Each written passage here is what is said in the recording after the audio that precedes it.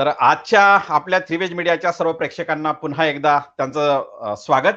आजच्या लाईव्ह मध्ये आपल्या बरोबर विशेष आणि महनी अतिथी आपल्या बरोबर जोडलेले आहेत, ज्यांचं कर्तृत्व डॉक्टर बाबासाहेब आंबेडकर यांच्या संपूर्ण लिखाणाला ज्यांनी आत्मसात केलेलं आहे, त्यावर चिंतन केलेलं आहे, त्यावर लेखन केलेलं आहे आणि त्या बाबासाहेबांच्या साहित्यावरून त्यांनी 2 महाग्रंथ देखील निर्माण केलेले आहेत. मी हे महाग्रंथ देखील प्रेक्षकांच्या खास माहितीसाठी समोर ठेवतो.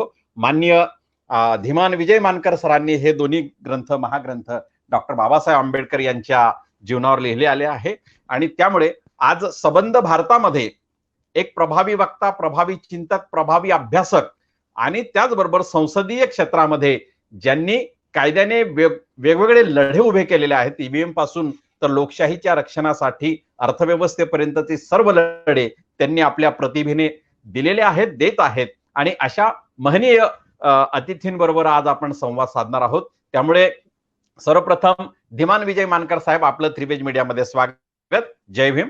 जय भीम. आपण जे महाग्रंथ आपल्या प्रतिभेतून निर्माण केलेले आहेत, त्याचबरोबर आपण कॉस्मो ह्युमॅनिझम संदर्भामध्ये एक मोठं संशोधन केलेलं आहे. तर हे संशोधन नेमकं काय आहे हे जाणून घेण्यापासूनच आपण आज सुरुवात करूया. सर, काय आहे हे संशोधन नेमकं?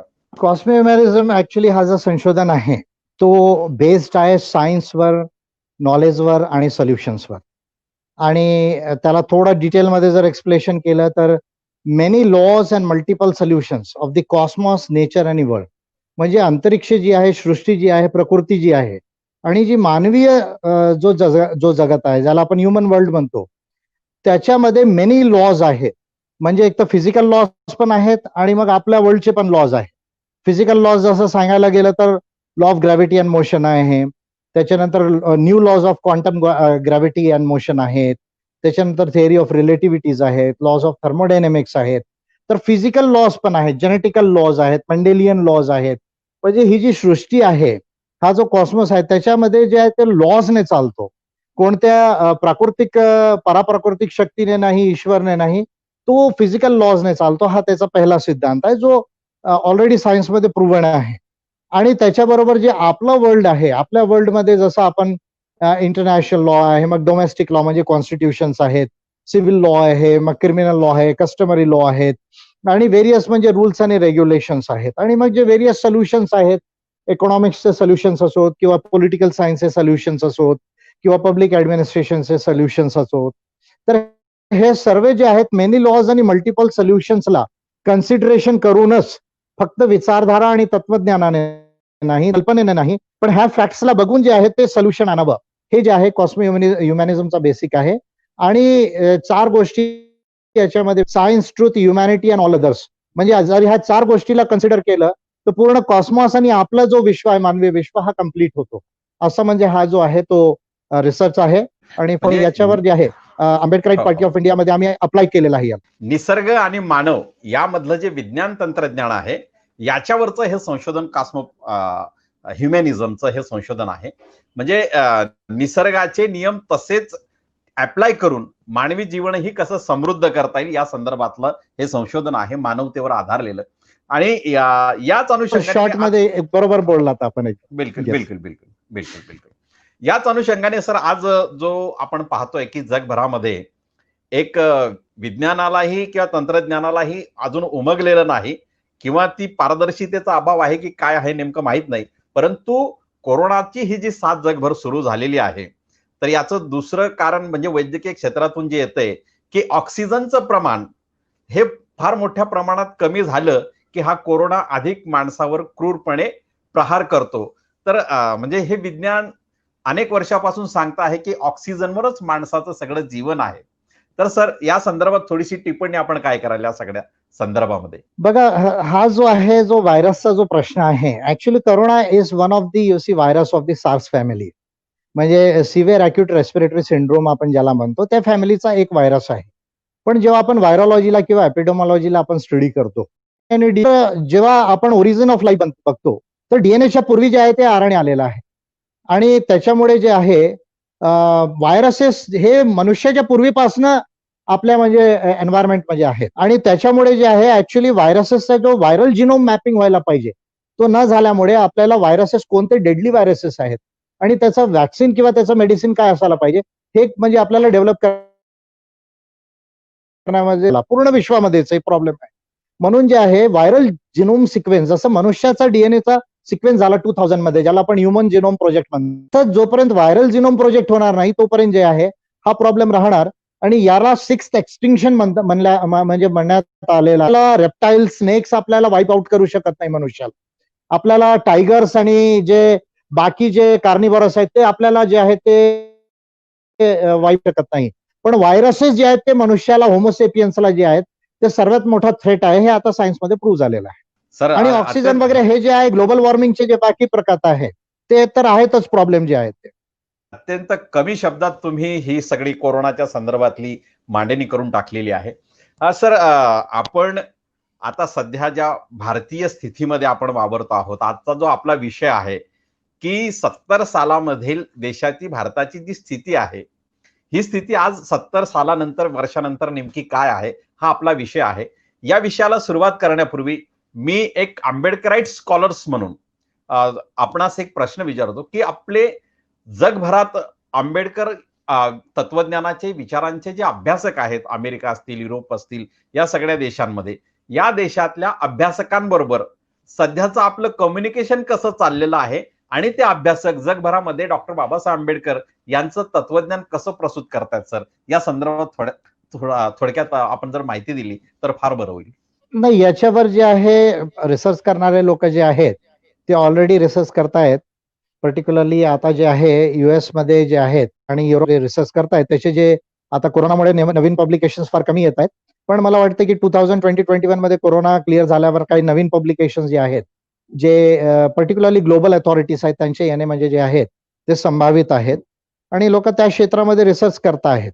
मैं ये पूछना चाहता हूं सर कि आज के माहौल में पूरे देश में कहीं जो प्रागतिक विचार मंच के लोग हैं, जो प्रागतिक विचारों के आंदोलन में, मूवमेंट में काम करते हैं, उन लोगों को ऐसा क्यों लग रहा है सर जी आज के दौर में कि कहीं ना कहीं लोकतंत्र को थोड़ा संकुचित किया जा रहा है या किसी तरह का उसको खतरा तो भी निर्माण हुआ है? ऐसा क्यों लगता है, क्यों मन में आता है विचार?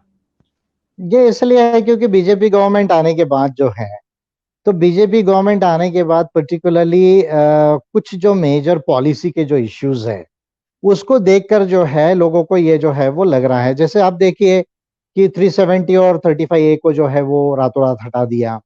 इसी पीरियड में सुप्रीम कोर्ट ने जो राम मंदिर का जो डिसीजन दिया है, तो उसको भी अगर हम एक दूसरे एंगल से देखेंगे तो उसमें बहुत ज्यादा जो है वो कॉन्स्टिट्यूशन सम्मत है या नहीं है. अब सुप्रीम कोर्ट ने दिया है तो मानना पड़ेगा, लेकिन उसकी कॉन्स्टिट्यूशनलिटी के ऊपर में हरदम सवाल रहेगा. उसके बाद में जो है, जैसे आप देखिए कि नोटबंदी का जो, उसके बाद अभी कोरोना बंदी में जो है वो आप देखिए कि जो है अब पॉलिसीज देखिए प्राइवेटाइजेशन की बहुत बड़े पैमाने पर मोदी गवर्नमेंट अभी कर रही है. डायरेक्ट कैश ट्रांसफर जो देना चाहिए थे, जो 2-4-5 हजार रुपए देना चाहिए था, कम से कम 80 करोड़ लोगों को, 100 करोड़ लोगों को इसकी जरूरत है, क्योंकि एम्प्लॉयमेंट नहीं है, प्रोडक्टिविटी कम हो गई है डिमांड नहीं होने की वजह से, पर वो मोदी गवर्नमेंट ने नहीं दिया है. उसके बाद में CA NRC का जो इश्यू आया है कि भाई भारत के नागरिक कौन है या नहीं है, जो डॉक्यूमेंट्स का इतना बड़ा इश्यू है, क्योंकि भारत में इलिटरेसी इतनी ज्यादा है, जमीन नहीं लोगों के पास, उसके बावजूद CA NRC को जो है वो उन्होंने प्रमोट करने का प्रयास किया था. तो ये जो तमाम चीजें है, उसके बाद में जो है वो, जैसे मान लीजिए मुस्लिम कम्युनिटी के ऊपर में जो है वो बीफ ईटिंग को लेकर या जो है लव जिहाद को लेकर जो अटैक्स जो है वो निर्माण हुए, जो SC/ST सब प्लान में जो पैसे का एलोकेशन है वो प्रॉपर नहीं हुआ. OBC का जो है वो बजट जो बनना चाहिए था, सेपरेट जो बजट जिसको सब प्लान बोलते वो नहीं बनाया. सेंसस OBC का होना चाहिए, ये national commission for backward classes का भी एक जो है वो व्यू है, उसको जो है अभी तक ये सरकार जो है वो एग्री नहीं कर रही है. तो ऐसे काफी बड़े इश्यूज है, प्लस लोग पैसा लेके देश में से भाग रहे हैं, विषमता बढ़ रही है. तो ये जो तमाम चीजें है, रिजर्वेशन कर्टेल हो रहे हैं, तो ये तमाम चीजों की वजह से लोगों को ऐसा लग रहा है कि मोदी गवर्नमेंट आने के बाद जो है, जो कॉन्स्टिट्यूशनल डेमोक्रेसी की जो संकल्पना जो हमने सोची थी, उसमें कहीं ना कहीं लिमिटेशन आ रहा है, ये लोगों के ध्यान में आ रहा है. विधान में जो प्रोग्रेसिव अमेंडमेंट्स आने की जरूरत है, उसमें कहीं ना कहीं जो है वो ध्यान ना देने की वजह से भी ये चीज उनको करने में आसानी. हाँ सर जी, ये बहुत सटीक बात आपने रखी है कि जो सत्ता में है आज, जो लोग सत्ता में है, उन्होंने जो पॉलिसी जिस तरह से, जिस ढंग से वो अमल में ला रहे हैं, लेकिन ऐसा क्यों हो रहा है कि कहीं विपक्ष भी जो है शायद सत्ताधारी जो पक्ष है उनके चाहे सांसद बहुत ज्यादा संख्या में भी अगर रहे हो, लेकिन विपक्ष के भी अगर हम सांसद देखें तो उनकी भी संख्या 200 के लगभग है संसद में, लेकिन वो भी कहीं आवाज उठाते हुए नजर नहीं आ रहे, रास्तों में कहीं आंदोलन नहीं छिड़ता है। तो इसकी वजह से गवर्नमेंट को ये लगता है कि शासक को ये लगता है कि चलो हमें कहीं भी विरोध नहीं हो रहा है, तो इसलिए हम हमारी जो नीतियां है वो ज्यादा गतिमान और ज्यादा तेज तरीके से लागू कर दी जाए। ये जो मानसिकता पनप रही है, क्या इसमें से डेमोक्रेसी का संकोच होता हुआ नजर आ रहा है? नहीं, डेमोक्रेसी में तो पूरे दुनिया के अंदर में जो लिमिटेशंस आ रहे हैं, क्योंकि देखिए जब राइज ऑफ ग्लोबलाइजेशन हुआ है तो उसमें जो मनी पावर का रोल आया है, तो मनी पावर से जो है आप वोटर्स को खरीद सकते हैं और मीडिया को खरीद सकते हैं, और ये दो चीजों को यदि आप मैनिपुलेट कर लें तो डेमोक्रेसी का जो रिप्रेजेंटेटिव कैरेक्टर है और पार्टिसिपेटरी कैरेक्टर है वो डाइल्यूट हो, पूर्ण बात है। दूसरी बात जो मैं बार बार कहता हूं कि हमारे देश के अंदर में जो चुनावी व्यवस्था है वो प्रातिनिधिक नहीं है। जो first past the post system है, constituency and single vote victory, ये जो है दुनिया में केवल 12-13 देशों में है, ट्रिनिडाद टोबैगो, जमैका, बांग्लादेश, जो फॉर्मर ब्रिटिश कॉलोनीज थी उसी में ये जो है वो इलेक्ट्रोल सिस्टम आप देखेंगे तो ज्यादातर कंट्रीज में यानी 50% से ज्यादा कंट्रीज में मिक्स्ड इलेक्ट्रोल सिस्टम है, जिसमें प्रोपोर्शनल रिप्रेजेंटेशन सिस्टम सबसे इंपॉर्टेंट है। पार्टी को जितना परसेंट वोट है उसको उतनी सीटें होती है, एमएलए और एमपी होते हैं। अभी आप देखिए कि 30-35% वोट लेके आपको 300 सीटें जो है वो आ जाती है, जबकि अगर आप कैलकुलेशन लगाएंगे तो 5 3 15 170 के आसपास जो है सीटें केवल बीजेपी को आना चाहिए था, लेकिन अभी जो है उनको 300 सीटें आ गई हैं। तो ये first past the post system का डिमेरिट है। प्लस दूसरा, हमारे यहाँ पब्लिक फंडिंग जो नहीं है, यानी बजट से जो है या नेशनल फंडिंग नहीं है पार्टीज और कैंडिडेट्स को, प्राइवेट लोग जो है फंड करती है, कंपनीज फंड करती है, तो वो बीजेपी कांग्रेस को फंड करती है। तीसरा, मीडिया का जो रेगुलेशन होना चाहिए इलेक्शन के लिए वो नहीं है, ईवीएम का भी जो है वो इसके अंदर इश्यू है, जो ट्रांसपेरेंसी नहीं है ईवीएम में। ये सब मिला के एक्चुअली जो माइनॉरिटी वोट वाले लोग हैं उनकी मेजॉरिटी सीटें आ रही है, और इसके वजह से उनको ये कॉन्फिडेंस हो गया है कि चाहे लोग कितना भी आंदोलन करें, हमारी यदि सरकार बन जाती है पैसे और मीडिया के मैनेजमेंट से और ईवीएम के मैनेजमेंट से, तो हमको जो है ज्यादा चिंता करने की जरूरत नहीं है। तो ये बेसिक प्रॉब्लम है, electoral system is the problem. बिल्कुल सर। सर, ये प्रतिनिधित्व का जो है, प्रोपोर्शनेट प्रतिनिधित्व की जो बात आपने कही है, तो कहीं उसमें ऐसा नहीं लग रहा कि समझो आज जो पक्ष है, जो दल है, विभिन्न दल है, उन दलों का अगर हम एक नेचर देखें सामाजिक तरीके से, तो ऐसा नहीं लगता है कि जो सामाजिक प्रवर्ग में शायद एससी हो, एसटी हो, ऐसे प्रोपोर्शनेट प्रतिनिधित्व के तौर पे अगर राजनीति या यहाँ पर प्रतिनिधित्व उभर कर आता है, तो कहीं भी ये गुंजाइश नहीं रहती कि अल्पसंख्यक होने वाला प्रवर्ग कहीं इस देश के सार्वभौम सत्ता में आएगा। इसकी कहीं गुंजाइश लगेगी आपको? अभी जब चुनावी व्यवस्था, अभी की जो चुनावी व्यवस्था है, जब तक इसमें बदलाव नहीं आता है, जिसके लिए मैंने 10 बिल दिए हैं पार्लियामेंट को बना, प्राइवेट मेंबर बिल को स्वरूप में लाने की मेरी प्रयास है, और शायद जब ये सेशन आएगा तो आने वाले सेशंस में और ज्यादा क्लैरिटी आएगी कि वो प्राइवेट मेंबर बिल करके टेबल हुए या नहीं। तो समग्र चुनावी व्यवस्था के लिए 10 बिल्स ऑलरेडी बनाकर संसद को दिए हैं, और अगर वो चुनावी व्यवस्था भारत में आ जाती है तो फिर जो है सारे लोगों का रिप्रेजेंटेशन, यानी 99% तक वोटर्स जो है वो रिप्रेजेंटेटिव हो पाएंगे देश के अंदर में। जब तक वो 50% से ज्यादा वोट ना ले उसको मेजोरिटी नहीं आएगी, तो तब जाके सही रिप्रेजेंटेशन जो है वो गारंटी होगा।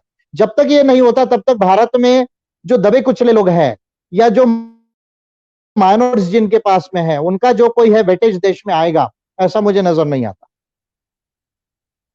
ये सारे सर प्रोपोर्शनेट प्रतिनिधित्व की जो बात है, और आज देश में 5-6 सालों से जो भी कुछ बातें हो रही है, तो ईवीएम के मामले जो उठे थे बीच में, उनके ऊपर शायद कानून के तौर पे आपने भी उसमें लड़ाई लड़ी है।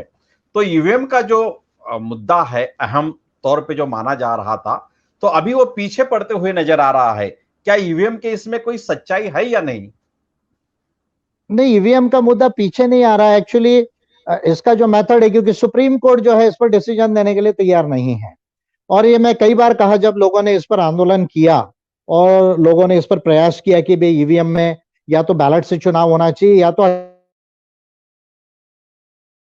100 है, तो तब उस समय में मैंने कहा था कि भाई peoples representation act 1951 and conduct of election rules 1961 के 8-10 प्रोविजन है जिसको अमेंड करने की जरूरत है।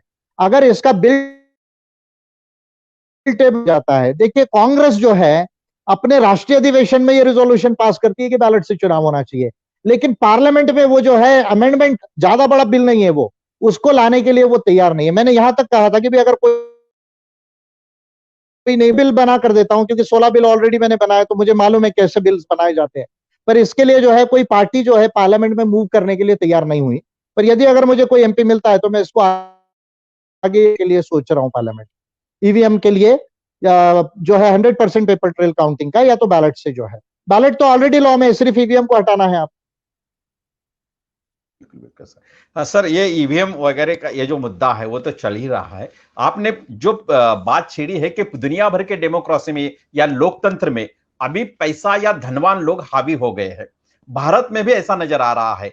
क्या यहाँ कोरोना के लॉकडाउन के पीरियड में जो यहाँ की सार्वजनिक संस्थाएं है वो प्राइवेट उद्योजकों को या उद्योगपतियों को वो बिल्कुल ऐसे दी जा रही, जैसे रेलवे है, एलआईसी है, बीपीसीएल है, ये संस्था ऐसी दी जा रही। क्या इस बात को आगे चलकर रोका जा सकता है? क्या इसमें ये ज्यादा धड़ल्ले से चलते ही रहेगा? नहीं, रोकने के लिए तो दो चीजें, या तो गवर्नमेंट हम बनना चाहिए हमारी, या तो कॉन्स्टिट्यूशन में अमेंड होना चाहिए, अमेंडमेंट होना चाहिए। देखिए हमारा तो वो प्योरली कैपिटलिस्ट है, ना तो प्योरली सोशलिस्ट है। अगर हम हमारे कॉन्स्टिट्यूशन के प्रोविजंस को पढ़ेंगे तो प्रिंसिपल के तौर पे कहीं सोशलिज्म लिखा है प्रियम्बल में, वो दैट इज नॉट इंपॉर्टेंट। कई डायरेक्टिव प्रिंसिपल्स में आर्टिकल 38 39 में कुछ लिखी है तो वो एनफोर्सिएबल नहीं है। तो अभी थॉमस पिकेटी का जो लेटेस्ट बुक जो है, जो अभी आया हुआ है, थॉमस पिकेटी विषमता के ऊपर रिसर्च करने वाले सबसे बड़े इकोनॉमिस्ट है वर्ल्ड के अंदर में, उन्होंने भी ये बात कही है कि जब तक संविधानों को अमेंड नहीं किया जाएगा, जब तक इंटरनेशनल लॉज एंड रूल्स को अमेंड नहीं किया जाएगा, ये जो कंटेम्पररी कैपिटलिज्म है, जिसको उन्होंने हाइपर कैपिटलिज्म कहा है, वो जो है उसको आप जो है वो चेंज नहीं कर सकते। तो इसलिए ये जो प्राइवेटाइज्ड है, जो हमको सबको मालूम है कि जो पब्लिक प्रॉपर्टी है उसको प्राइवेट को देना है, यानी जो आपके टैक्सेस से जो पब्लिक सेक्टर बने हुए हैं उसको और आपके टाटा और मित्तल को और इन लोगों को देना, ये इसके पीछे का मकसद है। दूसरा, रिजर्वेशन इसमें अफेक्ट हो जाएगा, जो एससी एसटी ओबीसी का रिजर्वेशन है वो ऑलरेडी अफेक्ट हो जाएगा। तो ये दो इसके पीछे के मकसद है। अब इसको यदि रोकना है तो आप केवल आंदोलन से आवाज तो उठा सकते पर रोक नहीं सकते हैं। इसके लिए या तो आपको सरकार बनानी पड़ेगी पॉलिसी चेंज करने के लिए, या तो कॉन्स्टिट्यूशन को अमेंड करना पड़ेगा, क्योंकि यदि आप सुप्रीम कोर्ट में भी केसेस लेकर जाते हैं तो वो इफेक्टिव नहीं होंगी, क्योंकि कुछ लोगों ने प्रयास किया है इसके पहले भी, पर वो इफेक्टिव नहीं हो पाती है। एक बिल्स की बात आती है, विधेयक की बात आ रही है। ऐसा सुना जा रहा है कि आने वाले दिनों में यहाँ की केंद्र सरकार शिक्षा के विषय में कुछ विधेयक लाना चाहती है, और उसके संदर्भ में बहुत कुछ कहा जा रहा है कि ये विधेयक जो है कि बहुजन समाज को या बहुसंख्यक समाज को शिक्षा के दायरे से बाहर फेंकने वाला ये विधेयक है। ऐसा एक डर का माहौल लोगों में दिख रहा है। आप इस बिल के संदर्भ में क्या कहना चाहोगे? कैसा होगा ये बिल या ये नीति कैसी होगी? अभी ये कस्तूरी रंगन कमेटी जो बनी हुई थी हायर एजुकेशन के ऊपर पर्टिकुलरली, उसने जो रिकमेंडेशंस दिए हैं उसके मद्देनजर जो है कुछ अमेंडमेंट्स करने का जो है ये सरकार का जो है वो प्रोसीजर चल रहा है। बट उसका जब ड्राफ्ट आएगा तब उसको देखेंगे, जब ड्राफ्ट आगे आएगा बिल का तो उसके ऊपर में कुछ फिर जो है वो काम करेंगे। लेकिन देखिए, ये सरकार कहने के लिए तो आत्मनिर्भर भारत कहती है, कहने के लिए मेक इन इंडिया कहती है, लेकिन आप देखिए अभी 80% हथियार हम अमेरिका से खरीद रहे हैं, रशिया से खरीद रहे, इजराइल से खरीद रहे, फ्रांस से खरीद रहे। फिर ये जितनी कंपनी जो मेक इन इंडिया कह रहे हैं, और ये कंपनीज जो है उसको आउटसोर्स किया जा रहा है, उसका प्राइवेटाइजेशन किया जा रहा है। तो मैंने कई बार कहा ये बीजेपी 10 मुहा सांप है, इसको मैंने कहा ये 10 मुंह से 10 मुंह वाला सांप होता है। बीजेपी बोलता कुछ है करती कुछ और है। तो ये नीति जो है इसको हमें समझने की जरूरत है। तो जब एजुकेशनल पॉलिसी को लेकर कुछ ड्राफ्ट बिल आएगा तो उस पर बात करेंगे, और उस पर कुछ यदि करना हो तो अम्बेडकराइट पार्टी ऑफ इंडिया की तरफ से हम करेंगे उसको बड़े पैमाने पर जो भी करना है। सर, आप एक संविधान के विशेषज्ञ भी हो। एक संविधान के विशेषज्ञ होने के नाते आज जो देश में अलग अलग राज्यों में वो जो सत्ता का माहौल या सत्ता के साथ जो छेड़छाड़ हो रही है, कहीं जो पक्ष सत्ता में है उसको बाहर किया जा रहा है, कोरोना का पीरियड है, और कहीं महाराष्ट्र में भी अगर हम देखें तो जो 12 लोगों की नियुक्ति करना चाहिए थी वो भी अभी तक नहीं हुई। तो ये जो राजनीति चल रही है, कहीं राजभवन से होगी, कहीं राज्यों की होगी, तो ये राजनीति जो है क्या ये संविधान को बाईपास कर रही है, ऐसा लग रहा है आपको? बिल्कुल, ये तो जो है देखिए, एक तो चीजें जो है कुछ तो कॉन्स्टिट्यूशन में चीजें जहां गैप है उसका फॉर्मेट सबसे ज्यादा करती है। जैसे अभी लैटरल एंट्री की यदि मैं बात करूंगा, लैटरल एंट्री जो है वो अभी मिडिल मैनेजमेंट के अंदर में जो किया जा रहा है, जो ज्वाइंट सेक्रेटरीज और जो है डायरेक्टर्स एंड डिप्टी डायरेक्टर्स को जो है वो जो अपॉइंट करने की जो प्रोसेस, जो लगभग 400 जो है लैटरल एंट्रीज जो है करने का कोशिश की जा रही है, उसमें भी जो कॉन्स्टिट्यूशन में जो बीच के प्रोविजंस है उसको ध्यान में लेकर जो है उसका फायदा उठाकर ये करने का जो है प्रयास जो है बीजेपी की गवर्नमेंट कर रही है। तो क्योंकि कॉन्स्टिट्यूशन जो है वो कुछ चीजों को लेकर साइलेंट है, तो उसका जो लूप होल जो है, उसका जो गैप है, उसका फायदा उठाने का प्रयास बीजेपी सरकार जो है बड़े पैमाने पर करती है। और ये बीजेपी का जो है अमित शाह जी ने कई बार इस बात को कहा है कि पार्लियामेंट से लेकर पंचायत तक हमको रूल करना है 50 साल तक। तो ये वन पार्टी रूल का मॉडल है, कहने के लिए कई पार्टी रूल रहना चाहिए, ये बीजेपी का क्लियर जो है मत है। जो उसका पॉलिटिकल और इकोनॉमिकल एजेंडा हिंदुत्व का, हिंदुत्व केवल कल्चरल एजेंडा नहीं है, हिंदुत्व का भी जो है वो एजेंडा है। तो उसके अंदर चेंजेस लाने के ये सारे जो है वो प्रयास है कि वन पार्टी रूल आए, कॉन्स्टिट्यूशन को कैसे बाईपास किया जाए और फिर आगे चल के उसको और कैसे अमेंड किया जाए। तो ये जो हिंदुत्व का जो है वो एजेंडा है। इस पर गोलवलकर के बाद जो है सावरकर की जो बातें है, हेगड़ेवार जी जो कह रहे हैं, अगर उनकी सारी बातों को अगर हम देखेंगे तो ये समझ में आता है। सर, ये तो बात सही है कि बीजेपी या संघ परिवार जो शुरू से ही उनका जो विचार कहते थे वो तो साफ थे, लेकिन ऐसा हो रहा है कि देश में जो जागरूक जातियां है, शायद एससी एसटी ओबीसी प्रवर्ग जो है, इनको सबसे ज्यादा सामाजिक न्याय की जरूरत है।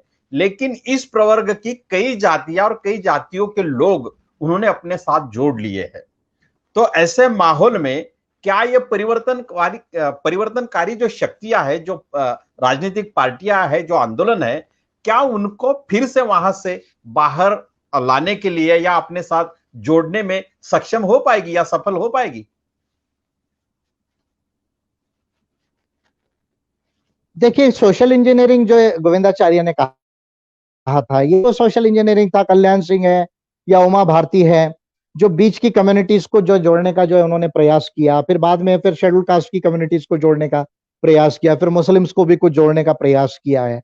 पर जो बाकी पॉलिटिकल अल्टरनेटिव जो पॉलिटिकल पार्टीज है, अगर कांग्रेस को मैं इसमें थोड़ा छोड़ दूं, तो उनको जो है व्यापक होने की जरूरत है। और मैं ये मानता हूं कि देश की राजनीति जो है वो नीतियों के आधार पर चलनी चाहिए। देश की राजनीति ये विज्ञान और मानवता के आधार पर चलनी चाहिए। कास्ट का सोल्यूशन कास्ट नहीं है, काउंटर मोबिलाइजेशन ऑफ कास्ट जो है इसका सोल्यूशन नहीं है। इसका सोल्यूशन है पॉलिसीज, इसका सोल्यूशन है मानवता, इसका सोल्यूशन है विज्ञान, इसका सोल्यूशन है कॉन्स्टिट्यूशन एंड ह्यूमन राइट्स, इसका सोल्यूशन है इंटरनेशनल आउटलुक। ये चीजों में जब तक जो है हम लोग व्यापक नहीं होंगे, तो जो अल्टरनेटिव पॉलिटिक्स देश में निर्माण होना है वो नहीं होगा। और जब तक वो निर्माण नहीं होगा तो जो बाकी लोग हैं उनको जो है वो कॉन्फिडेंस बिल्डअप नहीं होता, फिर ये लोग पैसा और पोस्ट देके उनको मैनेज कर लेते हैं, तो इसलिए उनका काम आसान हो जाता है बीजेपी का। अल्टरनेटिव पॉलिटिक्स जो है ये खड़ा नहीं हो पा रहा है, क्या जुट नहीं पा रहा है। लेकिन लोगों के मन में ये भी बात है कि ये जो पॉलिटिक्स होना चाहिए, ये ज्यादातर बहुजन धाराओं की जो विचार प्रणाली मानते हैं और उस विचार प्रणाली के साथ चलते हैं, ऐसी पार्टियां और पक्ष और संगठनों ने सबसे पहले जुड़ना चाहिए। मगर लोगों को ये दिखाई नहीं देता, तो लोगों में वो विश्वास की कमी हो जाती है कि हम किसके साथ जाए, कैसे जुड़े। तो ये जो माहौल लोगों में एक भय का माहौल है या निराशा का माहौल है, तो इसको हम कैसे अप्लाई करेंगे या इसको कैसे हम इसको प्रबोधित करना चाहेंगे? देखिए, अगर मैं नेशनल लेवल की बात करूं, अगर स्टेट लेवल से थोड़ा मैं ऊपर आ जाऊं, क्योंकि हो सकता है स्टेट लेवल पे बहुत सारा कंफ्यूजन हो, लेकिन राष्ट्रीय लेवल की यदि मैं बात करूं तो अगर मैं कांग्रेस बीजेपी को छोड़ दूं, तो जो सीरियस पॉलिटिकल पार्टीज है जिनका पॉलिसी, जिनको मालूम है देश और दुनिया में क्या करना है, तो वो 8-10 भी पार्टीज नहीं जिनका नेशनल लेवल का आउटलुक जो है वो क्लियर है। बाकी पार्टीज तो बहुत सारी है, लेकिन बाकी जो है अपने अपने सेल्फ इंटरेस्ट से जो है वो जुड़ी हुई है। लेकिन जो पॉलिसी आउटलुक होना चाहिए, जो सोल्यूशन आउटलुक होना चाहिए, वो बहुत कम पार्टीज का और लीडर्स का क्लियर है। तो मैं ये समझता हूं कि देश की जनता ने जो है इस बात को भी समझने की जरूरत है कि राष्ट्रीय लेवल पे कांग्रेस बीजेपी को छोड़ के कौन सी वो 8-10 पार्टीज है या लीडर्स है जिनके अंदर में ये कैलिबर है, ये एक पहले आइडेंटिफिकेशन होना चाहिए।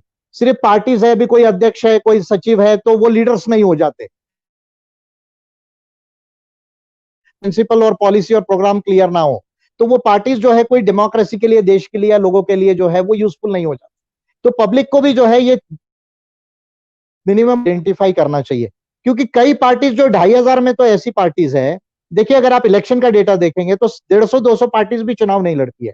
ये 2,500 पार्टीज में बाकी पार्टीज तो किसी और पर्पस के लिए बनी हुई है। फिर इसमें 150-200 पार्टीज में कम से कम 80-100 पार्टीज ऐसी है जो बीजेपी कांग्रेस के लिए वोट कंफ्यूज करती है। तो जनता को वोट कंफ्यूजिंग पार्टीज है, जिसको हिंदी में वोट कटवा पार्टी भी बोला जाता है।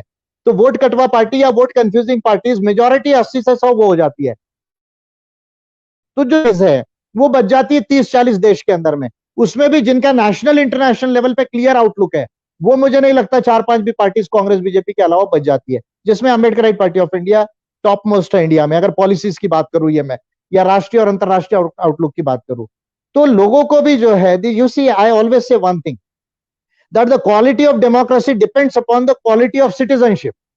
यानी जब तक नागरिक जो है सुजान नहीं होंगे तब तक डेमोक्रेसी सक्सेसफुल नहीं होती। दुनिया का अगर इतिहास देखेंगे,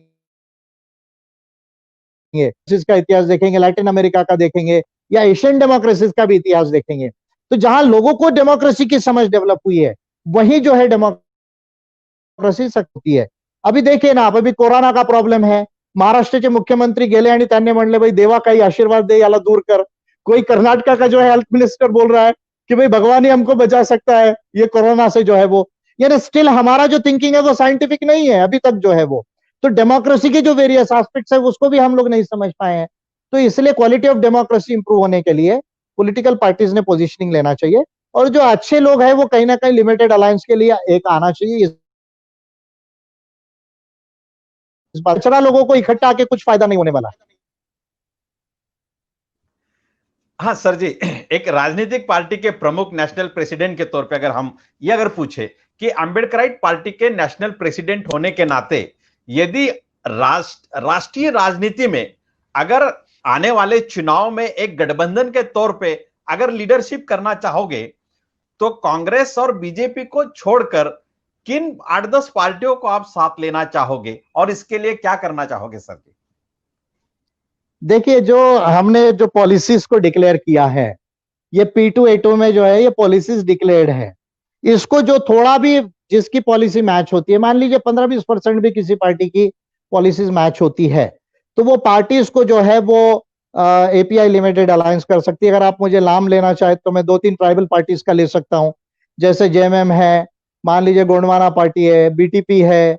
अगर साउथ इंडियन पार्टीज की बात करूं तो मैं जैसे DMK है ना, इस तरह से, या JDS है, या अगर मैं थोड़ा सा और ऊपर चले जाऊं तो SP BSP में से एक पार्टी हो सकती है। तो इस तरह के जो है पार्टीज, कुछ लिमिटेड पार्टीज है जो इसके करीब आएगी, जो नेशनल लेवल पे अगर एग्री करती है एक पॉलिसीज को, तो ऐसी 8-10 पार्टीज निकल सकती है जिनमें कुछ सुजानता है, जो कुछ उस लेवल तक जा सकती है। सर आपकी पार्टी जो है खासतौर पे उसको ट्राइबल एरियाज जो है या आदिवासियों का जो एरिया है उसमें काफी हद तक उसको स्थान है आपकी पार्टी का। आज के दौर में अगर हम देखें कि आदिवासी समाज का या आदिवासी समाज बांधवों का अभी फिलहाल क्या ऐसे प्रॉब्लम्स है कि जो सबसे पहले टॉप प्रायोरिटी देकर उस प्रॉब्लम को सॉल्व करना चाहिए, इस बारे में API क्या सोच रही है? कौन से वो प्रॉब्लम है? देखिए, ट्राइबल का सबसे बड़ा इश्यू अभी आप देखेंगे, अगर यूएस सुप्रीम कोर्ट ने एक लेटेस्ट डिसीजन दिया मस्कुजी ट्राइब्स के ऊपर में। मस्कुजी ट्राइब्स, क्रीक ट्राइब्स जो है, इस जो एरिया है उसमें 30 लाख एकड़ जो है, यानी लगभग 12 लाख हेक्टेयर्स जो है वो जमीन, उस पे वो टेरिटरी और बाउंड्री पे आदिवासी, और वहां उनका कस्टमरी लॉ से जो है वो कंडक्ट कर सकते हैं चीजों को। ये जो है यूएस सुप्रीम कोर्ट ने जो है वो डिसीजन दिया। आदिवासियों का गवर्नमेंट का इशू है, जल जमीन जंगल का इशू है। जल जमीन जंगल और संस्कृति जो है, यानी उनका कल्चर और सेल्फ आइडेंटिफिकेशन, यानी आइडेंटिफिकेशन ऑफ द और द इंडिजिनस पीपल, इसका जो है वो सेटलमेंट कॉन्स्टिट्यूशन में कंप्लीट नहीं हुआ, ऐसा मेरा मानना हुआ है। यानी अगर आप 5th शेड्यूल 6th शेड्यूल को यदि आप देखते हैं तो संविधान में जो इंडिजिनस राइट्स का सेटलमेंट, तरह से सेटलमेंट नहीं हुआ है। और एपीआई का यह स्पष्ट मत है, उसके लिए मैंने 2 बिल बनाए हैं और पार्लियामेंट में मेरी लाने का उसका प्रयास चल रहा है कि जो सब इंडिजिनस राइट्स है, जो आईएलओ कन्वेंशन 169 में जिसका प्रोविजन है और United Nations declaration of rights of indigenous people 2007, इनके आधार राइट्स, जिसको मैं कहता हूं land, territories, resources, culture and self identification, यानी जल जमीन जंगल का उसे मालिक बनाना एक्चुअल टर्म्स में, ये उनका सब जो है उसके लिए मैं प्रयास कर रहा हूं। और मेरी बात को ट्राइबल लोग बहुत बड़े पैमाने पर इंडिया में समझ रहे हैं, इस बात की मुझे खुशी है। जी, बहुत बहुत बढ़िया बात है आपकी। लेकिन अभी कुछ ट्राइब जो विचारवंत है, जो सोचने वाले कार्यकर्ता है, उनका वो एक बात उभर कर ला रहे हैं सामने कि हम आदिवासी है, यहाँ के मूल निवासी है, यहाँ के पूर्वज है, लेकिन हमें अभी केवल एक अनुसूचित जमाती बना दिया गया है। ये उनके एक एलिगेशंस होते हैं। तो ये जो एलिगेशंस उनके आ रहे हैं, तो इसके संदर्भ में आप क्या कहना चाहोगे सर? नहीं, देखिए, ट्राइब्स आर नॉट कास्ट, यानी tribes are, you see, ethnic communities जो है। तो यदि आप की उत्पत्ति में जाओ होमोसेपियंस के, तो हम सभी आदिवासी थे पहले। यानी गांव में आने के पहले जब हम जंगल में रहे तो जंगल में सब आदिवासी थे, फिर गांव में आ गए, गांव से शहरों में, वहां से फिर बाइफर्केशन हुआ है। तो यदि आप ओरिजिन ऑफ अगर होमोसेपियंस को देखेंगे और उसके कल्चर्स को यदि देखेंगे तो सारे लोग जो है वो आदिवासी थे। अब ट्राइब, ये जो वर्ड है, एक्चुअली ट्राइब जो वर्ड है दैट इज नॉट कास्ट, लेकिन अगर आप हिंदी में देखेंगे तो सर्टिफिकेट में जनजाति है। तो ये जो ट्रांसलेशन कॉन्स्टिट्यूशन में हुआ है, हिंदी ट्रांसलेशन, वो अप्रोप्रिएट नहीं है। एक्चुअली कॉन्स्टिट्यूशन में एबोरिजिनल ट्राइब्स ये वर्ड होना चाहिए था, वो मिस हुआ संविधान सभा में। क्यों हुआ, कैसा हुआ, इस पर मैंने कभी इनडायरेक्टली बातें की है, आज उस पर मैं नहीं कहना चाहूंगा। तो जो अभी दुनिया के कनाडा के कॉन्स्टिट्यूशन में एबोरिजिनल ट्राइब्स वर्ड था, आपके जो एबोरिजिनल ट्राइब्स के राइट्स है वो न्यूजीलैंड के कॉन्स्टिट्यूशन में पहले ही सेटल हो चुके थे, इंडियन कॉन्स्टिट्यूशन के पहले। लेकिन हमारा संविधान बनते वक्त जो है कुछ चीजें छूटी हुई है, कुछ चीजों का एरर हुआ है, उसके वजह से वो ऐसा एलिगेशन करते हैं। अब भारत जो हमारे देश का नाम है, मेरे लिहाज से भारत के पहले गोंडवाना था। यदि आप ट्राइबल कंटेक्स्ट में देखेंगे तो भारत के पहले गोंडवाना था, लेकिन जब हमारे देश का, इंडिया का हिंदी ट्रांसलेशन का जब हमें, तब हमने वैदिक कल्चर से जो है वो भारत को अडॉप्ट किया है। तो ऐसे बहुत सारे अनरिजॉल्व्ड इश्यूज है भारत के अंदर में, जिसको हमें सेटल करने की जरूरत है। राइट पार्टी ऑफ इंडिया में काफी क्लियरली कर रहे हैं। बिल्कुल बिल्कुल सर।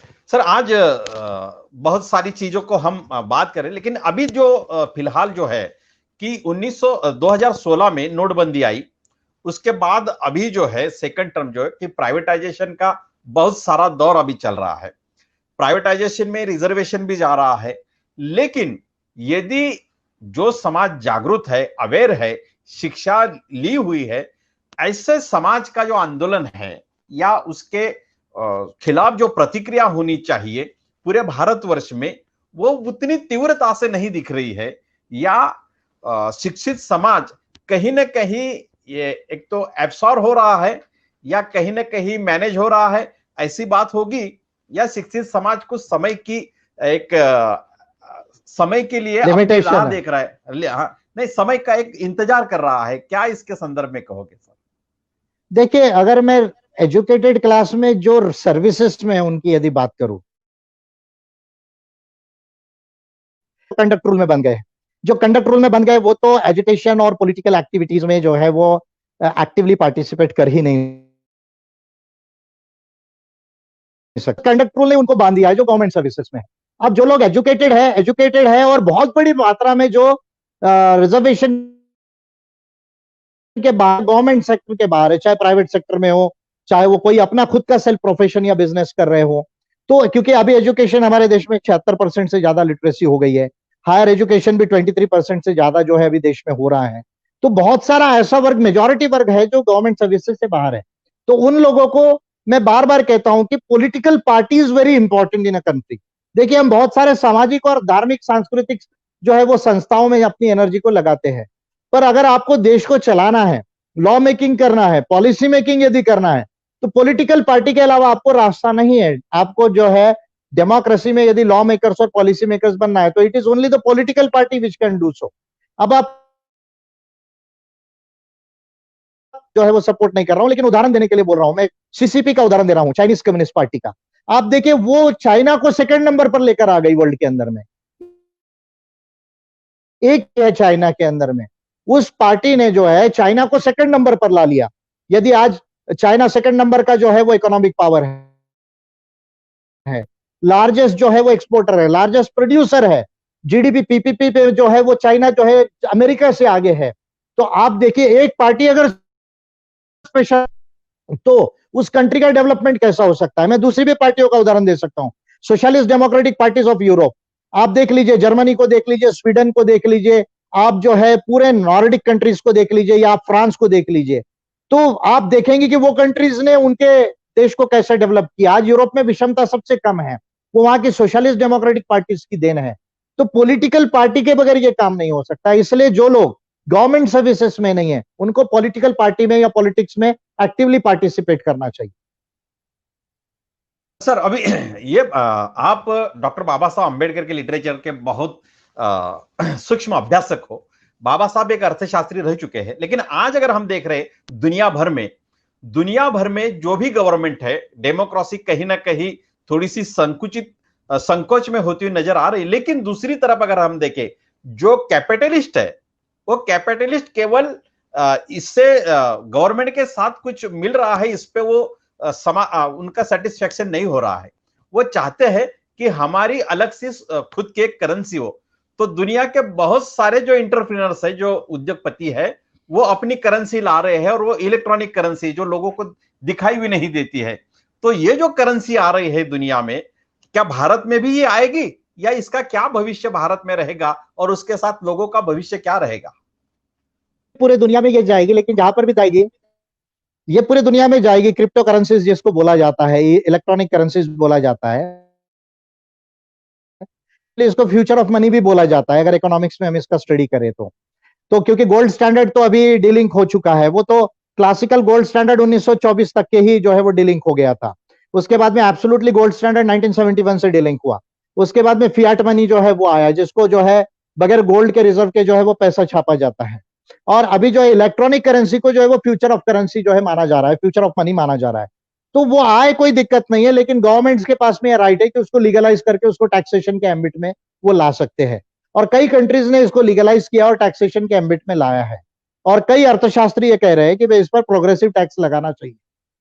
तो वो गवर्नमेंट्स के हाथ में वो कर सकते हैं उसे। लेकिन सर, भारत जैसे अगर देश का हम विचार करें, तो जहां पर लिटरेसी बहुत, हम 76% अगर हो भी, लेकिन जो आर्थिक जो लिटरेसी है वो भारत में बहुत कम है, क्योंकि ग्रेजुएशन या पोस्ट ग्रेजुएशन हुए लोगों को भी ये इकोनॉमी समझ में नहीं आती। तो जब वो पैसा भौतिक रूप में नहीं है, इलेक्ट्रॉनिक के माध्यम में है, तो ज्यादातर भारतीय समाज जो है तो इससे दूर रह जाएगा। तो फिर वो ये मेन इकोनॉमी में कैसे आ सकता है? नहीं, इसलिए तो मैं कह रहा हूं उसको लीगलाइज करने की जरूरत है। और इकोनॉमिक्स का तो ऐसा है ना, अभी तो हम इंडस्ट्रियल सोसाइटी भी ठीक से बने नहीं है। देखिए, हम अभी एग्रीकल्चरल और इंडस्ट्रियल सोसाइटी के बीच में ट्रांसफॉर्मेशन में है। और अगर आप देखेंगे यूरोप अमेरिका को देखेंगे या चाइना को भी देखेंगे, तो वो इंडस्ट्रियल सोसाइटी बन गए हैं, और वो अभी पोस्ट इंडस्ट्रियल सोसाइटीज बन रहे हैं। तो इंडिया जो है वो एग्रीकल्चरल सोसाइटी से इंडस्ट्रियल सोसाइटी बनने की जो है वो प्रोसेस में है। इसलिए हमको इकोनॉमिक्स और जो फिनांस है उसका अंडरस्टैंडिंग थोड़ा कम है। यदि इकोनॉमिक्स हमको समझा रहता तो चाइना के जगह हम होते ना, क्योंकि चाइना और इंडिया तो दोनों एक ही समय में बने 1949-50 में, लेकिन चाइना सेकंड पे चले गया, हम जो है वो अभी 7th नंबर पर है जीडीपी में। तो इकोनॉमिक्स को समझने में उस समय में भी गलती हुई है 1950 में कॉन्स्टिट्यूशन बनते वक्त, और अभी भी वो जो है वीकनेस है। बट किया जाए और टैक्सेशन के एम्बिट में लाया जाए तो कोई बड़ी बात नहीं है, डील हो सकती। बिल्कुल बिल्कुल सर। देश के संदर्भ में बहुत सारी संस्थाएं ये कह रही कि आने वाले दिनों में, अभी भी फिलहाल भारत का जीडीपी जीरो तक आ जाएगा, उससे नीचे चला जाएगा डेवलपमेंट जो रेट है। आपको सही मायने में एक बाबा साहब के अर्थशास्त्री के अभ्यासक होने के नाते आपको क्या लग रहा है? नहीं, अभी ऑलरेडी जीरो से नीचे है। अभी कोरोना शुरू हो रहा था तब 4.2 था, जब लॉकडाउन के पहले 21 मार्च के पहले 4.2% ऑफ द जीडीपी जो है वो ग्रोथ रेट थी, नॉमिनल जीडीपी। उसके बाद अभी जो हमारा 20 लाख करोड़ का नुकसान हो रहा है कोरोना में, that is 10% of the GDP. अभी जो क्रिसिल ने कहा है 5% कॉन्ट्रैक्शन है, और सिटी इंक ने कहा है 6% कॉन्ट्रैक्शन है। यानी अगर मैं 6% या 5% भी कहूं तो ऑलरेडी जीरो से माइनस में है हम अभी। लेकिन आप देखिए, जहां कोरोना की शुरुआत हुई चाइना, वो 3.2% से प्लस में आ गया है। तो ये जो है बड़ा इंपॉर्टेंट है कि मोदी सरकार की जो इकोनॉमिक नीति है, लॉकडाउन, एब्सोल्यूट लॉकडाउन करने की जो मोदी सरकार की नीति थी वो गलत थी। कोरोना को लॉकडाउन से आप रोक नहीं सकते। कोरोना का सोल्यूशन जो है वो वैक्सीन और मेडिसिन है और पब्लिक हेल्थ केयर सिस्टम है। एब्सोल्यूट लॉकडाउन जो किया मोदी सरकार ने, लगभग जो है वो 90 दिनों तक एब्सोल्यूट लॉकडाउन किया, वहां गलती हुई है। पार्शियल लॉकडाउन करना चाहिए था, तो वहां से हमने जीडीपी को बहुत ज्यादा लूज कर दिया है। और अभी जब तक आने वाला 3 महीना 4 महीना और हमको तकलीफ है, प्रोडक्शन और डिमांड हमारी खत्म हो गई है इंडिया के अंदर। तो अभी जो है हमको कम से कम मुझे लगता है 2 क्वार्टर्स और लगेंगे प्लस में आने। सर जी, अभी कोरोना का संदर्भ निकला है तो कोरोना से ये बात सामने आ रही है कि हेल्थ जो है, हेल्थ सिस्टम जो है, जो गवर्नमेंट के अंदर हेल्थ सिस्टम है वही लोगों के लिए काम कर रही है, वही लोग लोगों के लिए काम कर रहे हैं। लेकिन गवर्नमेंट जो है कि ये पब्लिक हेल्थ सिस्टम को थोड़ी कमजोर बना रही है, और प्राइवेट जो कॉर्पोरेट हॉस्पिटल्स है इसमें बहुत ज्यादा पैसा कमाने की सोच रहे हैं। तो ये सारी चीजों के बारे में आप क्या कहना चाहोगे सर जी? देखिए, less than 1% of GDP we spend on, you see, the public health care system. Public health care system पे हम 1% भी जीडीपी का स्पेंड नहीं करते इंडिया में। जबकि आप जितने अच्छी कंट्रीज को देखेंगे वो सारा 2-3% से 4-5% तक जो है वो स्पेंड करते हैं। तो ये तो कांग्रेस के पीरियड में और बीजेपी के पीरियड में जो है, जैसे आप एजुकेशन का बजट देखिए, अभी भी 2.25% से कम है। हेल्थ का बजट देखिए आप, 1% से कम है। SC ST का यदि आप बजट देखेंगे तो हमारी 26% आबादी है, लेकिन हमको जो अभी भी मिलता है। ओबीसी का यदि आप बजट देखेंगे तो 0.4% जो है उनको पैसा मिलता है। तो ये जो है ये तो कास्ट कैपिटलिस्ट नीतिज है। भारत में जातीय पूंजीवाद के आधार से जो है वो बजट बनता है, जिसके लिए जो है अमीर लोगों के लिए ज्यादा एलोकेशन होता है, और जो मध्यम वर्ग और गरीब लोग हैं उनके लिए एलोकेशन बिल्कुल नहीं होता। और जब तक भारत में आत्मनिर्भर भारत जो है, वो जब तक मानव संसाधन विकसित नहीं होंगे और मानव स्किल्स विकसित नहीं होंगे, तब तक आत्मनिर्भर भारत की निर्मित जो है ये कोरी कल्पना है। ये मोदी जी को मैं कहना चाहता हूं। तो मोदी जी को जो है वो इकोनॉमिक्स समझता नहीं है, पॉलिटिकल साइंस जो है, कॉन्स्टिट्यूशन, ह्यूमन राइट्स लॉ समझता नहीं है, पब्लिक एडमिनिस्ट्रेशन समझता नहीं, इंटरनेशनल जो है रिलेशन समझते नहीं है। ये भोंदू प्राइम मिनिस्टर है। मोदी जो है वो भोंदू प्रधानमंत्री है देश के, और जब तक भोंदू नीतियां देश में रहेगी इस तरह की प्रॉब्लम रहेगी, और ये डेलिबरेटली किया गया है देश के अंदर। बिल्कुल बिल्कुल सर। सर, कोरोना का विषय निकला है तो उसके साथ एक दूसरा जो विषय है वो भी हम पूछ लेते हैं कि बहुत सारे कोरोना के पीरियड में या आने वाले दिनों में ऑनलाइन शिक्षा होगी, यानी शिक्षा जो होगी वो ऑनलाइन होगी। तो क्या ये बहुजन समाज को शिक्षा से बाहर करने का तंत्र है, या ये आज के दौर की ये जरूरत है? क्या सर इसके संदर्भ में कहोगे? नहीं, अभी तो कंपल्शन है, अभी तो कोरोना में हम समझ सकते हैं कि कंपल्शन है। पर यदि अगर हम इसको सब्सटीट्यूशन करके अगर पॉलिसी करके ले रहे हैं, तो देखिए, एक तो 4G कम से कम गांव तक, जंगलों तक जाना चाहिए। कंपलसरी 4G करना पड़ेगा आपको। फिर हर एक को स्टूडेंट को मोबाइल देना पड़ेगा, लैपटॉप्स देने पड़ेंगे। आपको जो डिजिटल क्लासरूम्स बनाने पड़ेंगे या कोई जो है कम्युनिटी हॉल्स डिजिटल बनाने पड़ेंगे। जब तक ये तमाम सारा जो बाकी इंफ्रास्ट्रक्चर है वो नहीं उसके अंदर में सपोर्टिव दिया जाता, तब तक के जो है मुझे नहीं लगता कि इससे जो है वो जो एक्चुअल एजुकेशन है पेडागॉजी जिस तरह से भी क्लासरूम्स में दी जाती है वो उसको सब्सटीट्यूट नहीं कर पाएंगे। अभी तो ठीक है कंपल्शन है, हम समझ सकते हैं, पर लॉन्ग टर्म पॉलिसी जब तक सपोर्टिव चीजें ना करे तब तक ये ठीक नहीं है। और मेरा ये मानना है कि ऑनलाइन लर्निंग से इंसान की निर्मित पूरी तरह नहीं हो सकती है, क्योंकि जो एजुकेशन सोशल एसोसिएशन है, जब तक आप समाज लेते आप सोसाइटी का अच्छा मेंबर या अपने कंट्री का अच्छा नागरिक नहीं बन सकते। तो अगर ऑनलाइन अगर आपको पढ़ाना है और अगर आपको अच्छा सिटीजन बनाना है तो ये ह्यूमैनिज्म की प्रोसेस में ही हो सकता है। जब तक इंसान मशीन ना बने, आधा इंसान इंसान हो और उसमें मशीन हो, आर्टिफिशियल इंटेलिजेंस हो, जेनेटिक इंजीनियरिंग की जाए, उसके दिमाग में चिप्स डाली जाए और उसको ऑनलाइन जब तक कनेक्ट ना किया जाए तब तक उसको जो पढ़ाना है वो आप नहीं पढ़ा सकते। तो this is not a remedy. I don't feel कि ये परमानेंट सोल्यूशन नहीं हो सकता। हाँ, टेम्पररी कंपल्शन है, ये तो हम मानते हैं। हाँ सर जी, शिक्षा और हेल्थ के संदर्भ में तो बात आ गई। अभी जो चल रहा है कि जो दौर चल रहा है कि गवर्नमेंट और स्टेट हो या सेंट्रल हो, उनको लोग तो लगते हैं काम के लिए, तो ऐसे लोगों को कॉन्ट्रैक्ट सिस्टम से लिया जा रहा था आज तक। लेकिन अभी माहौल ऐसा आ रहा है कि एक कॉन्ट्रैक्ट सिस्टम किसी कंपनियों को दी जा रही है और कंपनियां गवर्नमेंट के लिए लोगों को कॉन्ट्रैक्ट सिस्टम पे लेगी। तो इसमें सबसे ज्यादा कंपनियां जो है मुनाफा कमाना चाहेगी। तो ये कॉन्ट्रैक्ट सिस्टम गवर्नमेंट ने तुरंत रोकना चाहिए या उसको बढ़ावा देना चाहिए, क्या सर इसके संदर्भ में कहोगे? नहीं, बिल्कुल रोकना। एक्चुअली जो है 3 साल जिसका एम्प्लॉयमेंट परमानेंट है उसको तो परमानेंट कर देना चाहिए। अगर कोई कॉन्ट्रैक्ट में वर्कर 3 साल तक काम किया है तो उसको परमानेंट करना चाहिए। पॉलिसी तो ये होना चाहिए। दूसरा, जो नए लोगों के लिए आपको करना है तो उसके लिए डायरेक्ट जो है वर्कर्स यूनियन जो है या वर्कर्स सेल्फ हेल्प ग्रुप से जो है वो लेना चाहिए, ताकि उसमें जो है मिनिमम वेजेस है, प्रोविडेंट फंड है, पेंशन है, सोशल सिक्योरिटी के बाकी जो प्रोविजंस है वो पूरी तरह से फुलफिल हो। तो मुझे लगता है कि ये जो आउटसोर्सिंग किया जा रहा है कंपनीज को वो सही नहीं है।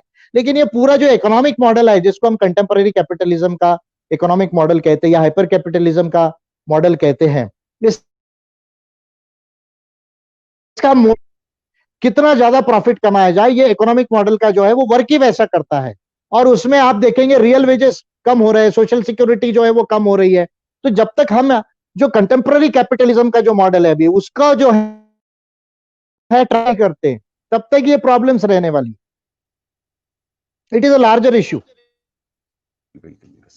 हाँ सर, एक API Ambedkar party of India का एक जो स्लोगन है, एक तरह से हम उसे कहेंगे स्वतंत्रता नहीं समानता, स्वतंत्रता, न्याय, बंधुता और फिर धम्म, ये 5 चीजें अम्बेडकर पार्टी ने सामने लाई है। तो ये स्लोगन जो है ये सॉल्यूशन है या ये आपकी पार्टी की फिलॉसफी है या आपके पार्टी का नेचर ऑफ वर्क है? देखिए, अम्बेडकराइट पार्टी ऑफ इंडिया जो है अभी जो है इंपॉर्टेंट साइंस और ह्यूमैनिज्म पर चल रही है। तो साइंस और ह्यूमैनिज्म को जो है वो हम सबसे ज्यादा जो है वो अभी मान के चल रहे हैं और मल्टीपल सॉल्यूशंस को जो है हम लोग ज्यादा जो है वो अडॉप्ट कर रहे हैं। अगर ब्रीफ में मैं कहूँ तो कॉस्मो ह्यूमैनिज्म इसके लिए सर्वोपरि है, कॉन्स्टिट्यूशन और ह्यूमन राइट्स इसमें है और अम्बेडकरिज्म के कुछ पॉइंट्स जो है इसमें है। तो अम्बेडकराइट पार्टी ऑफ इंडिया जो है ये साइंस एंड सॉल्यूशंस की पार्टी है, ये साइंस एंड ह्यूमैनिज्म की पार्टी है, ये देश के लोगों की पार्टी है और ये दुनिया को जो है एक अच्छी जस्ट वर्ल्ड जिसको हम कहते हैं, तो जस्ट वर्ल्ड बनाकर जो है जिसको मैं मोद वेडची कहता हूँ, नॉलेजेबल एंड वाइज वर्ल्ड बनाने की पार्टी। बिल्कुल बिल्कुल sir, Ambedkar party of India आज देश भर में कितने राज्यों में काम कर रही है और आने वाले दिनों में वो सफलता की सीढ़ी जो चढ़ेगी वो किस राज्य में सबसे पहले चढ़ेगी और आने वाले दिनों में वो कितने राज्यों को अपने शक्ति का प्रदर्शन दिखाएगी या वहां से वो अपना रिप्रेजेंटेशन करेगी? देखिए, पार्टी ऑर्गेनाइजेशन का स्प्रेड तो यदि मैं कहूँ तो 20-22 राज्यों में है पूरे देश के अंदर में।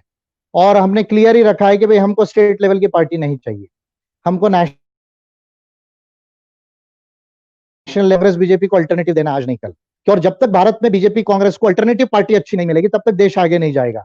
तब तक SC ST OBC माइनॉरिटीज और जो श्रमिक वर्ग है, किसान है, उनका सही मायने में उद्धार नहीं होगा। We are very clear about this. और इस है, हमने इसको पहले ही कहा है कि हम इसको ऑल इंडिया पार्टी रखेंगे। तो 20-22 राज्यों में ये स्प्रेड है। आपने जो दूसरी बात कही कि किस राज्य में सबसे पहले ऊपर आएगी, ये तो, लेकिन अभी हमारा जो फोकस है वो ABC ऐसे 3 सीटों में है। यानी A की वो सीटें जिसको हम लड़कर जीतना चाहते हैं, B की वो सीटें जिसको शायद हम जीते या जीत ना भी पाए लेकिन बहुत स्ट्रांग फाइट होगी, और C की सीटें हम अपना स्टैटिस्टिकल जो डेटा होता है उसको बढ़ाने के लिए पूरा करेंगे, यानी एक्सपांशन के लिए पूरा करेंगे। तो उसमें हम अभी कुछ सीटों को नेशनल लेवल पे लोकसभा की आइडेंटिफाई कर रहे हैं, और 2024 में मैं भी चुनाव लड़ रहा हूं लोकसभा का जो है वो। तो इसलिए जो है अब कहां से विक्ट्री मिलेगी वो आज बोलना ठीक नहीं है, लेकिन जहां से भी मिलेगी वो एक अच्छी शुरुआत होगी API के लिए और देश के लिए। सर, आज आपने बहुत एक संभावना और एक आशादायी पिक्चर निर्माण किया है कि 2024 का चुनाव जो है आप लड़ना चाह रहे हैं, और इसके लिए आपका अभिनंदन भी हम करते हैं। लेकिन लोगों की निजी चर्चाओं में ये विषय आता है कि इस देश में शायद 2024 के चुनाव शायद नहीं होंगे, या शायद लोकतंत्र का ढांचा ही बदल जाएगा। तो ये जो निजी चर्चाओं में जो डर है या ये जो भयावहता लोगों के मन में बसी है, तो ये क्या सच्चाई है या इसके संदर्भ में आपके कुछ अलग विचार है सर? क्या कहोगे सर? नहीं, चुनाव तो होगा, चुनाव नहीं होगा ऐसा जो है हमको नहीं मानना चाहिए। हाँ, चुनाव डिले किए जा सकते हैं, जैसे अभी लॉकडाउन में किया जा, जैसे अभी बिहार का चुनाव डिले होने की संभावना है, बाई इलेक्शंस डिले होने की संभावना है जहां हो रहे हैं। बंगाल का चुनाव भी डिले हो सकता है अगर कोरोना बढ़े, क्योंकि ये जो 2005 का डिजास्टर मैनेजमेंट एक्ट है उसके तहत जो इसको डिले किया जा सकता है, या इसी तरह और कोई लॉ लाकर डिले किया जा सकता है। पर चुनाव नहीं होगा ये तो बोलना ठीक नहीं, क्योंकि फिर कॉन्स्टिट्यूशन ही टोटली उसके लिए चेंज करना पड़ेगा। तो जब तक कॉन्स्टिट्यूशन है प्रेजेंट फॉर्म में तो चुनाव तो होंगे। ये एक बात इंपॉर्टेंट है। चुनाव के अंदर और ज्यादा जो है क्या डिफिकल्टीज निर्माण होगी, ये बीजेपी ज्यादा डिफिकल्टीज निर्माण करना चाहिए उसको। इस तरह की डिफिकल्टी हो सकती है सर आपकी सोच से? देखिए, पैसे और मीडिया का और ज्यादा यूज होगा। फिर जो है EVM का तो ऑलरेडी हैकिंग के और टैंपरिंग के इश्यूज है, उसको यूज किया जाएगा अलग ढंग से। फिर जो पार्टीज है कंफ्यूज करने के लिए जो है उसको बहुत ज्यादा पार्टीज को, दूसरे पार्टीज को, रियल पार्टीज ऊपर ना है इसलिए उनको कंफ्यूज किया जाएगा। जो अच्छे लीडर्स है उनके इमेज पर, उनकी वर्किंग के ऊपर अटैक्स किए जाएंगे। हो सकता है कुछ लीडर्स को, पॉलिटिकल लीडर्स को लॉ में फंसाने का भी प्रयास किया जाए। तो ये जो तमाम माध्यम है जिससे बाकी पार्टीज कॉम्पीट ना कर सके फेयरली, ये बीजेपी कर सकती है। और इंटरनेशनल लेवल पर हो सकता है CIA की भी मदद ले, अमेरिका की, क्योंकि जो है इस तरह से भी वो कोशिश कर सकती है। CIA मोसाद भी इंटरवीन कर सकती है किसी तरह से इलेक्ट्रॉनिक वॉरफेयर में, और लोगों को कंफ्यूज कर सकती है भारत के। तो कोई भी मेथड यूज कर सकती है बीजेपी। उनके पास अभी जो तंत्र है वो तंत्र में वो काफी चीजें यूज कर सकते हैं। बिल्कुल सर, कोरोना के पीरियड में अभी चुनाव या कोई ऐसी इमरजेंसी होगी तो चुनाव थोड़ा आगे हो सकता है। लेकिन फिलहाल आज महाराष्ट्र में जो पंचायत है, ग्राम पंचायत है ग्रामीण इलाकों में, तो वो ग्राम पंचायतों का जो इलेक्शंस है वो कोरोना की वजह से नहीं ले पा रही सरकार, गवर्नमेंट।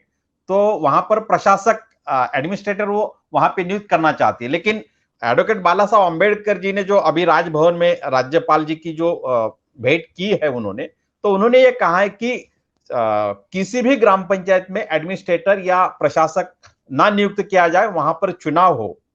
आपको क्या लगता है इस संदर्भ में क्या होना चाहिए? नहीं, चुनाव तो डेमोक्रेसी का जो है वो इनएविटेबल रूल है, चुनाव तो होने ही चाहिए। पर अभी जो ग्राउंड में जो पोजीशंस है, कोरोना की जो इन्फेक्शन जिस तरह से फैल रहा है, तो अगर हम रियल पोजीशंस को देखें, क्योंकि अभी देखिए 10.5 लाख केसेस इंडिया में हो गई है और एक महीने में लगभग 10 लाख केसेस और ऐड होगी। तो जो एक्चुअली जो हम जब फील्ड में जा रहे हैं तो हम ये देख रहे हैं कि माहौल उतना सूटेबल नहीं है। क्योंकि अगर आप चुनाव करेंगे और पब्लिक गैदरिंग्स नहीं होगी तो आप एड्रेस क्या करेंगे लोगों को? आप किस तरह से लोगों को समझाएंगे अपनी पॉलिसी, अपने मुद्दे जो भी है उनको कैसे आप समझाएंगे? तो मुझे ऐसा लगता है कि चुनाव के लिए अभी जो है एग्जैक्टली अभी ये समय जो है वो पूरी तरह सूटेबल नहीं है। लेकिन चुनाव होना चाहिए, क्योंकि डेमोक्रेसी में चुनाव के बगैर डेमोक्रेसी नहीं। बिल्कुल सर, अभी ये राजनीतिक पार्टी के आप नेशनल प्रेसिडेंट हो, महाराष्ट्र में अगर हमने देखा है तो बीजेपी की राजनीति के खिलाफ एक नया मॉडल आया है उभर कर, जो 3 पार्टियां हैं महाराष्ट्र की, वो प्रमुख पार्टियों ने मिलाकर सरकार बनाई है। तो कहीं ये माहौल केंद्र में या अलग अलग राज्यों में भी ऐसा हो सकता है आने वाले दिनों में, या ऐसे प्रयोग के संदर्भ में आप क्या कहना चाहोगे सर? आप शिवसेना, राष्ट्रवादी और कांग्रेस इकट्ठा आने की बात कर रहे हैं। जो शिवसेना, राष्ट्रवादी कांग्रेस और कांग्रेस पार्टी इकट्ठा आई है बीजेपी को दूर रखने के लिए, नहीं, वो आए हैं, ये एक तरह से अच्छा है, लेकिन मैं कहूंगा कि पॉलिसी लेवल पर जब तक वो अच्छा कुछ नहीं करके दिखाते तब तक जो है, देखिए, केवल पॉलिटिकल पार्टी को दूसरी पॉलिटिकल पार्टी अल्टरनेटिव देना, इसमें नीतिगत परिवर्तन और व्यवस्था परिवर्तन नहीं होता, ये केवल राजनीतिक परिवर्तन है। और जब तक व्यवस्था परिवर्तन और नीतिगत परिवर्तन नहीं होगा तब तक भारत में एक्चुअल बदलाव नहीं आएंगे। तो बीजेपी को रोकने के लिए ये जो तीनों आए, ये तो एक चांगला प्रयोग आहे, त्याला आपल्याला म्हणजे अप्रिशिएट करायला पाहिजे। पण पॉलिसी लेवलवर जोपर्यंत ते चांगले म्हणजे पॉलिसीज देणार नाही तोपर्यंत आपण असं मानू शकणार नाही की त्यांनी खरंच काही चांगलं अल्टरनेटिव्ह दिलं। सर, असं अल्टरनेटिव्ह पॉलिसी देण्यासाठी त्यांनी नेमकं काय करायला हवं असं आपण सांगणार? महाराष्ट्राच्या संदर्भामध्ये, हो, महाराष्ट्राच्या संदर्भामध्ये जे आहे, महाराष्ट्राच्या संदर्भामध्ये बोलायचं झालं तर महाराष्ट्राचा जो रुरल पोर्शन आहे आणि जो ट्रायबल म्हणजे फॉरेस्टचा जो पोर्शन आहे,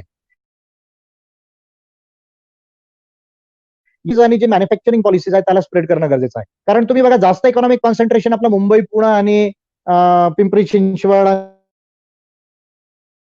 आहे किंवा नाशिक पर्यंत जो आहे, तो तिथे जास्त जो आहे तो इकॉनॉमिक कॉन्सन्ट्रेशन आहे। तर पहिले तर जे आहे, समावेशक जर आपल्याला विकास करायचा असेल तर ग्रामीण क्षेत्रामध्ये आणि फॉरेस्टमध्ये जे आहे, याला आपण ऍग्रिकल्चरल इंडस्ट्रीज आणि दुसऱ्या मॅन्युफॅक्चरिंग इंडस्ट्रीजला कसं आपण डेव्हलप करू शकतो याच्याकडे एक लक्ष देणं फार म्हणजे गरजेचं आहे महाराष्ट्रामध्ये। दुसरं, महाराष्ट्रामध्ये जे आहे, जे काही म्हणजे आपली वेल्थ क्रिएशन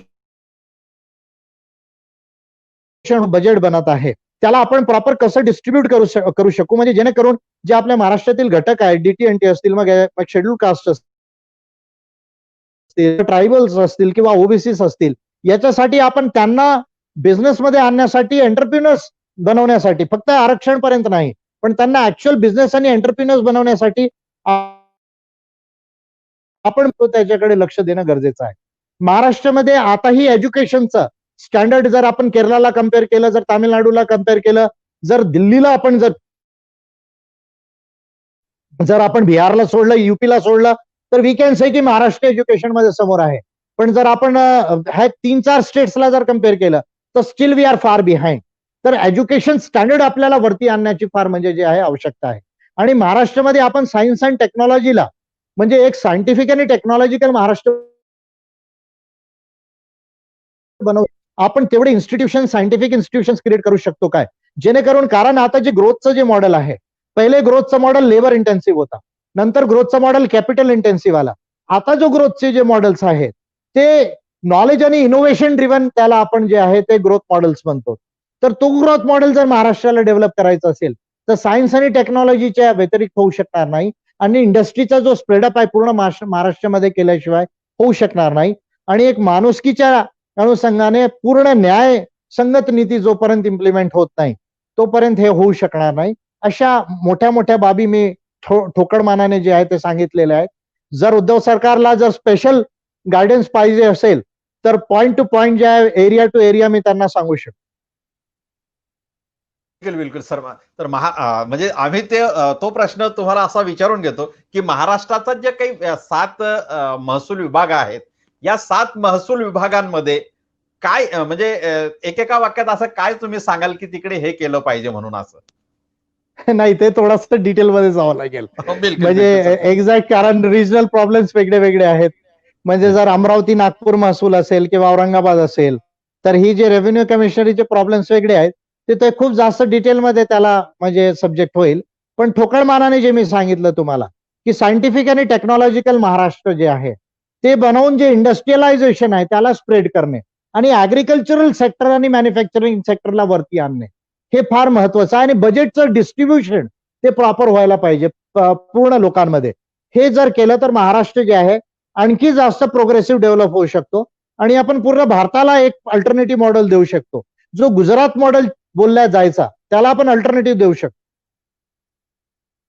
बिलकुल बिलकुल सर, म्हणजे या सगळ्या तासाभराच्या मुलाखतीमध्ये आपण फार सगळ्या प्रश्नांना, म्हणजे राष्ट्रीय, आंतरराष्ट्रीय, राज्यस्तरीय, प्रांतीय, क्षेत्रीय, ग्रामीण भागातल्या या सगळ्या प्रश्नांचं सोल्युशन ज्या पद्धतीनं विज्ञान, तंत्रज्ञान, कायदा, मानवता या सगळ्या संदर्भामध्ये आपण जे विचार मांडले, जे मार्गदर्शन केलं, मला वाटतं निश्चितच हे गावातल्या सत्ताधाऱ्यांना, प्रांतातल्या, राज्यातल्या आणि केंद्रातल्या सत्ताधाऱ्यांना देखील हे विचार मार्गदर्शक राहतील यात आमच्या मनात तरी शंका नाही.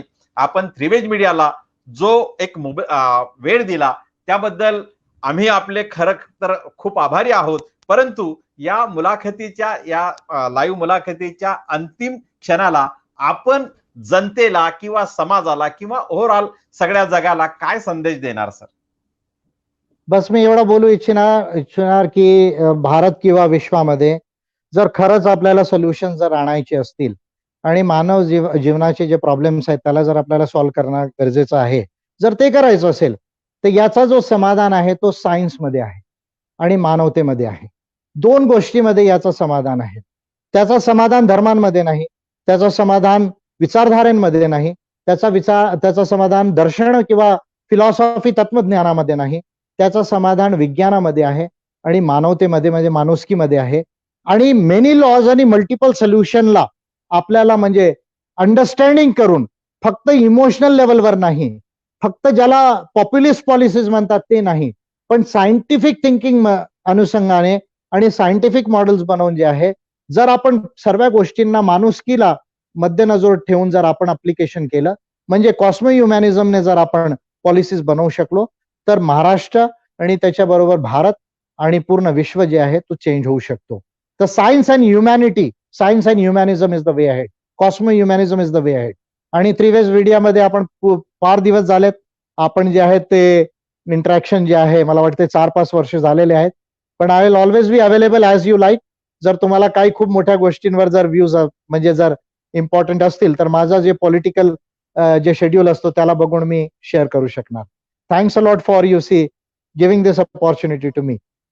धन्यवाद सर, धन्यवाद आपण वेळ दिल्याबद्दल. आणि पुन्हा पुन्हा आपला वेळ घेऊ आम्ही. आणि निश्चितच आजच्या या आपल्या मुलाखतीतून राज्य, देश, सत्ताधारी, विरोधी पक्ष, सामाजिक चळवळी, पक्ष, आंदोलनं या सगळ्यांना निश्चितपणे एक प्रेरणादायी आणि खऱ्या अर्थानं दिशादर्शक मार्गदर्शन मिळालं याचा आम्हाला विश्वास आहे. या विश्वासानेच आज आपली रजा घेतो. पुन्हा नक्कीच आपल्याला लवकरच आम्ही या वेलकम लाईव्ह मुलाखतीचं निमंत्रण देऊ. Most welcome, most welcome. Thank you. Thank you.